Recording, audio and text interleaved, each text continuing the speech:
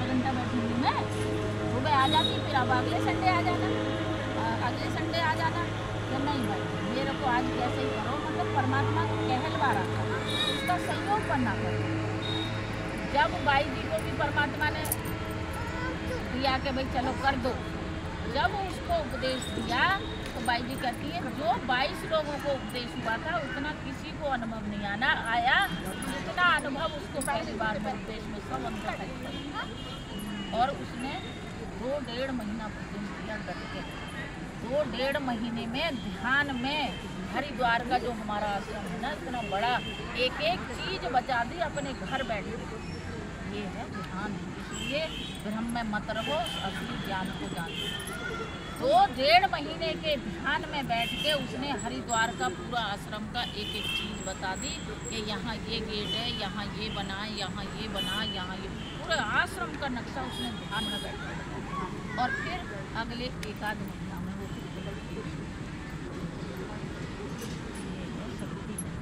और ये रामायण के अनुसार, गीता के ज्ञान, गीता के अनुसार हमें करनी है। खूब मंदिर जाओ, मना नहीं है, लेकिन एक ही बात हमारी कहनी है, मंदिर हम सारी जिंदगी गए लेकिन खिड़की चारों बंद करो। इन खिड़कियों को खोलो, मंदिर जाओ, सत्संग सुनो। सत्संग के बिना विवेक जागृत नहीं होगा।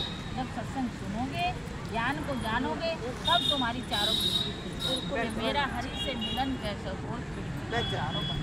जब खिड़की खुलेंगी संत के द्वारा, तब हरि से मिलन करवा देते हैं। वो तो वहीं बैठ के ही मिलन करवा देते हैं। जब हम उपदेश का मतलब क्या, ऊपर तो देश में जाना, उप माने ऊपर और देश।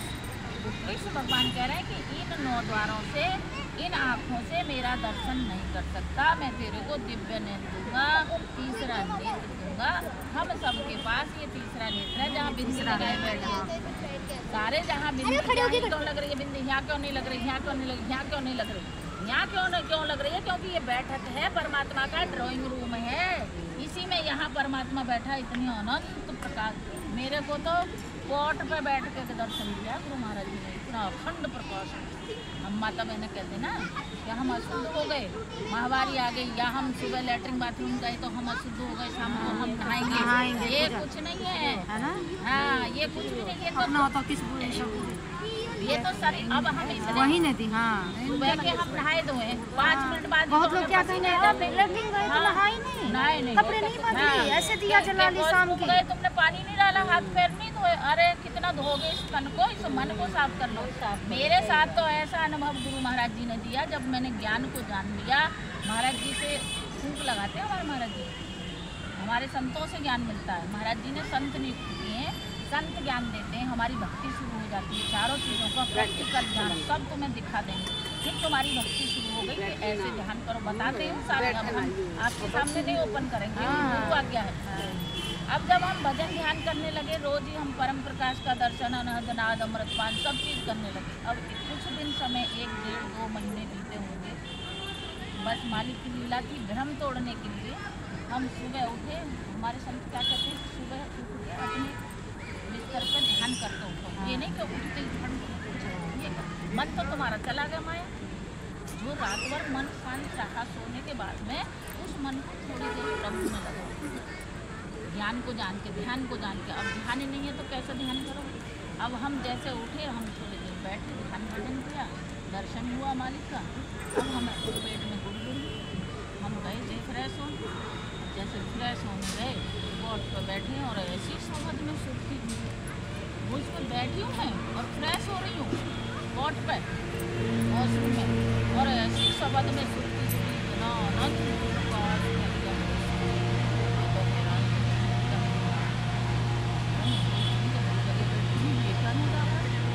अनंत ग्रांड प्रकाश प्रकाश। मैंने कहा मैं तो यहाँ इतनी गंदी जगह बैठे माता, जब तक मेरे को भी नहीं था, मेरा खाना नहीं मिलता, जब तो ये भ्रम हटाने के लिए तो गुरु महाराज जी ने दिया। आया तो इतनी हैरान लगी, रोज परम प्रकाश का दर्शन तो करती थी, लेकिन इतने विराट रूप में, इतना अखंड प्रकाश प्रकाश। फिर मैंने गुरु महाराज जी को कहा, मैंने कहा गुरु महाराज जी आज तो आपने मेरे को दिखाया है अपनी कृपा से, लेकिन मैं तो कल जैसे आपने मेरे को ध्यान की विधि बताई है, मैं तो आपको आजमाऊँ। मैंने गुरु महाराज जी को ये बोला कि मैं आपको आजमाऊंगी और मैं कल इसी जगह पे बैठ के जिस स्थिति में मैं आज हूँ इसी स्थिति में बैठ के मैं